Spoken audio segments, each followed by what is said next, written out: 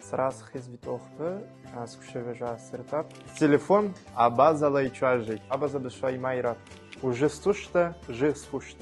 Природа Карачаево-Черкесии просто сногсшибательная. Апсуи, абазе бешуква бзеизбит. Абаза душа, шабш и пшидзап.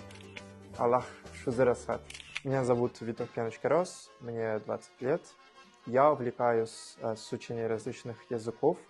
И я изучал абхазский язык, но после этого я узнал существование абазинского языка, и на данный момент я активно работаю над этим.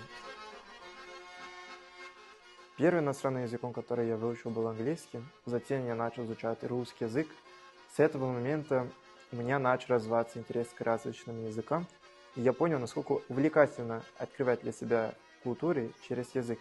И с тех пор я продолжал учить все больше и больше. Я думаю, что абазинский язык очень интересен, потому что у него присутствует огромное количество согласных звуков. И это меня очень поразило и очень удивило, и сразу заинтересовало. Например, тоже такие специфики грамматики, как, например, сыхыс, да, мое имя, ухыс, твое имя. Это очень интересно. Абилят Хасаропов мне активно помогает в изучении абазинского языка.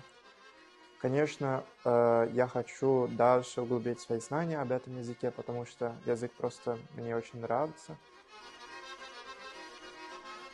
У меня есть опыт изучения других кавказских языков, и если честно говоря, я думаю, что абазинский является самым сложным между ними. Но я думаю, что это меня не пугает. Я буду дальше изучать этот язык, и, иншаллах, в скором будущем все получится. Если человек действительно освоит все согласные звуки абазинского языка и понимает грамматику этого языка, я думаю, что намного легче будет изучать другие иностранные языки. Знать языки других народов – это большое преимущество, потому что я могу налаживать связи со всеми, и это очень интересно, очень хорошо. Потому что люди – это самое ценное у нас в жизни.